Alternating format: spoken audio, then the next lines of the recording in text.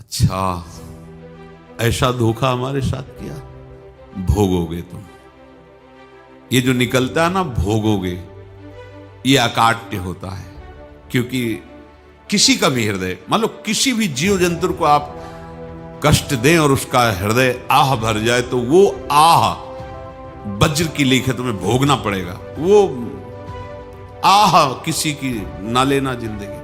कोई ऐसा कोई आह भर करके कह दिया तुम समर्थ हो, हम तो कुछ कर नहीं सकते, और अंदर से दुखी, फिर तुम्हारी सामर्थ्य काम नहीं करेगी, मिट्टी में मिला देगी। ऐसा नहीं कि आप जो कर रहे हैं कोई देख नहीं रहा, कोई हिसाब किताब नहीं, जो कर रहे हैं अवश्य में भोक्तव्यम, बहुत सावधान।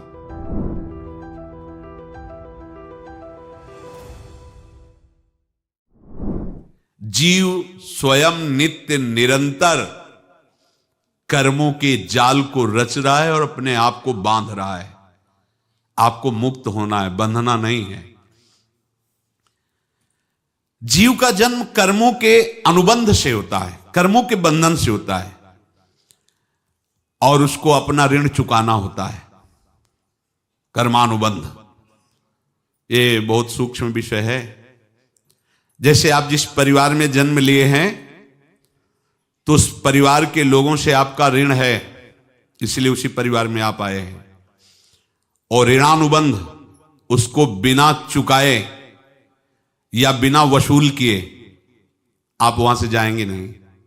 आपको लेना है तो वसूल करना है, और देना है तो चुकाना है। ये पूर्व के जन्मों से निश्चित किया गया है। जैसे किसी के यहां पुत्र हुआ, जन्म से ही पैसा खर्चा शुरू हुआ, जो बड़ा हुआ तो उद्दंडता के द्वारा मार पूरे परिवार को क्लेश पर क्लेश देता चला जा रहा है। ये तुम्हारे कर्म का फल है। या ऐसे शक्तिहीन बुद्धिहीन ऐसे पागल पूरे जीवन सेवा करो, तुमसे अपना हिसाब चुकाने के लिए वो आया है। अब परिवार के जो सदस्य जुड़े आके, मतलब पत्नी आते ही पूरी हृदय में आनंद, परिवार में आनंद, और जीवन भर वो आनंद ही सुख देने के लिए उसका जन्म हुआ। वो अपना ऋणानुबंध मुक्त, और आते ही भयंकर क्लेश खड़ा कर दिया, बीच में दीवाल और झगड़ा वैसा, फिर अतरे दिन मारपीट शुरू, कलह अशांति, पूरा जीवन नरक हिसाब करने आए। यहां ऋण चुकाए बिना कोई जा नहीं सकता, ऋण चुकाना पड़ेगा। किसी का ऋण वसूल करना है तो किसी को ऋण चुकाना है, दोनों काम करने होते हैं। अनेक जन्मों में अनेक लोगों के साथ हमने जो बर्ताव किए हैं, अच्छे या बुरे, वो होंगे। अब किसी आदमी को हम जानते नहीं, अचानक मिला, अचानक टक्कर लगा और मार पीट गाली गुप्ता सब कर दिया, चुपचाप सह लो। क्यों? ये आपका हिसाब है, पूर्व का हिसाब। हमारा उससे कोई द्वेष नहीं, कोई संकल्प नहीं। अचानक घटना घटी और हमसे द्वेष करने लगा, हमें पीटने लगा, हमें गालियां दे, ये हिसाब है, चुपचाप सह जाओ। अपने घर का भाई ही भारी दुश्मन बन गया और क्लेश दे, हिसाब है। एक प्रभुदत्त ब्रह्मचारी जी की वाणी में पढ़ा था, एक महात्मा जी भ्रमण करते थे, तो उस समय असरफियां चलती थी, मोहरे असरफियां, तो उनको भेंट में देते लोग। तो या तो ठाकुर सेवा में लगे तत्काल, या संत सेवा में तत्काल लगे, उसका संग्रह करके डोलना ये ठीक नहीं है बैरागी के लिए, सिद्धांत में ये ठीक नहीं है। तो जब 2, 4, 6, 8 ऐसे मोहरे हुई, तो उन्होंने विचार किया कि और भ्रमण करके जब काफी मोहरे हो जाएंगी तो प्रयागराज में जब कुंभ पड़ता है, एक बार पूरे सब अखाड़े के संतों को, अलग अलग संप्रदाय सब संतों को बुलाएंगे और सबको पवाएंगे। अब साधु है तो यही विचार करेगा, और क्या विचार करेगा। तो उन्होंने ऐसे डंडा बनवाया, बेंत, जो ऊपर से चूड़ीदार और भीतर पोला, और मोहरे उसमें डालते गए। और भ्रमण, जहां जहां श्रद्धालु भगत थे सबके यहां जाना और इच्छा रखना कि एक मोहर तो दे दे दक्षिणा में। कामना कोई भी हो वो बांधती ही है, ध्यान रखना। इसीलिए प्रभु जो चाहे वो करे, अपनी चाह नहीं रखनी चाहिए, अपनी चाह प्रभु की चाह में मिला देनी चाहिए। धीरे धीरे वो छड़ी भर गई। भ्रमण करने वाले महात्मा चूड़ी लगाई, इंतजार करते रहे। जब प्रयाग का कुंभ पड़ा तो चले। तो रास्ते में एक गांव में पूछा जाता है, जैसे कहीं रुको कि कोई श्रद्धालु ऐसा है जो संत सेवी है। तो कुछ लोगों ने बताया, हाँ एक परिवार है बहुत संत सेवी है और आपको मिलाते हैं उनसे। आइए महाराज, घर में रुका। खूब अच्छा हलवा पूड़ी पवाया और जो घर के मालिक थे चरण दबाए। चरण दबाते दबाते उनकी दृष्टि पड़ी उस डंडे पे। इतना मोटा और ऊपर से कुछ चूड़ी सी भी नजर आ रही, इस डंडे में तो कोई रहस्य है ही है। अब महात्मा जी को खवा पिला के सुला दिया। महात्मा जी जब सो गए तो पत्नी से धीरे से कहा, वो डंडा लाओ बाबा जी का डंडा। वो चूड़ीदार जो ही खोला पलटाया तो सैकड़ों मोहरे। ऐसे संत रोज पधारे भगवान, तुम आनंद हो जाए फिर क्या। पत्नी से कहा, नाप के कंकड़ लाओ। वो तो महात्मा जी तो खाए खीर पूड़ी, आराम से सो रहे। रात में पूरी प्लानिंग करके उसमें कंकड़ भर के चूड़ी लगाकर सिराने रख दिया, सारी मोहरें हटा ली। महात्मा जी आराम से छड़ी उठाए तो वजन पक्का। वैसे बड़े लोग चतुर होते हैं, पर ये नहीं जानते कि कर्म कितना भयानक होता है। और उनकी कोई संतान नहीं थी, पर धन में इतना प्रेम उनको था।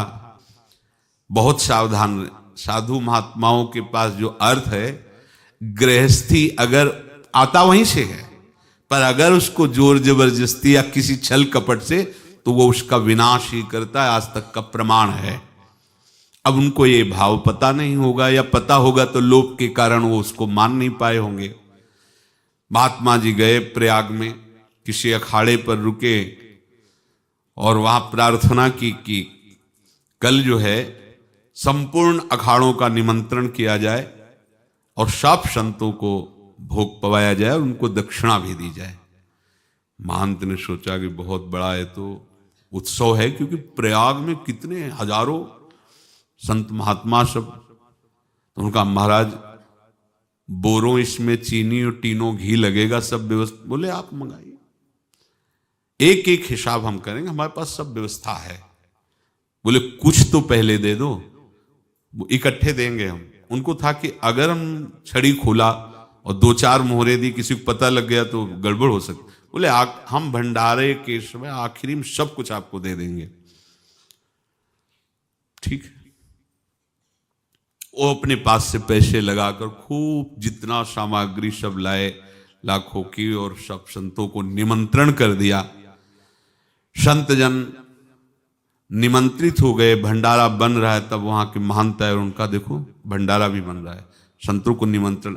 अब आप अर्थ की व्यवस्था कीजिए, क्योंकि इतनी बड़ी हमारी सामर्थ्य नहीं थी जितना हमने किसी तरह हमने व्यवस्था की। अब मुझे अर्थ चाहिए, तभी आगे की व्यवस्था बढ़ेगी। संतों को दक्षिणा देंगे और जिनसे अर्थ लिया उनको दे। देखो रसोई बन गई है सब। उनका छत में विश्वास नहीं तो ये अभी चूड़ी खोली। उनको तो था ना कि मोहरे हैं, कंकड़। तो जैसे कितना उनको सदमा लगा होगा। हजारों संतों का निमंत्रण, रसोई बन, मतलब संत हो के छल कपट।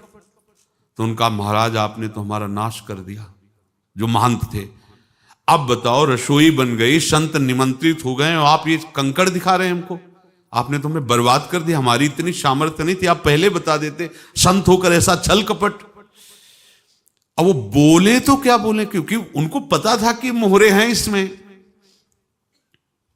अंदर से उनका चिंतन गया उसी सेठ के पास, अच्छा ऐसा धोखा हमारे साथ किया, भोगोगे तुम। ये जो निकलता है ना भोगोगे, ये अकाट्य होता है। क्योंकि किसी का भी हृदय, मान लो किसी भी जीव जंतु को आप कष्ट दें और उसका हृदय आह भर जाए, तो वो आह वज्र की लेख है, तुम्हें भोगना पड़ेगा। वो देखो भीष्म जी को भोगना पड़ रहा है ना। सांप को ऐसे धनुष की नोक से उठाया और बंबूल के कांटों के ऊपर फेंक दिया, कई दिन तक शेदा हुआ, वो आह भर करके मरा। तो आपको 6 महीने बाणों की सैया पर आह किसी की ना लेना जिंदगी में। कोई ऐसा कोई आह भर करके कह दिया तुम समर्थ हो, हम तो कुछ कर नहीं सकते, और अंदर से दुखी, फिर तुम्हारी सामर्थ्य काम नहीं करेगी, मिट्टी में मिला देगी। फिर ये तो संत थे और भगवत आराधना के लिए, संत आराधना के लिए ही ऐसा किए हुए थे। अब इनका कैसे मुंह दिखाएं, अब क्या करें। सुबह संत जन आएंगे, सबके बीच में हमारी कि देखो इन्होंने, अब क्या करें। गए और संगम में जाके छलांग लगाई, अपने प्राण त्याग दिए। अब उनके तो पास मोहरे थी और व्यापार बढ़ा, और 9-10 महीने बाद ही लड़का हुआ। अब तो उनको कि संत फलीभूत हो गया। देखो व्यापार चल रहा, लड़का नहीं होता था, लड़का भी हो गया। बड़ा आनंद छा रहा है। जब से वो प्रकट हुए और धन की वृद्धि शुरू हो गई।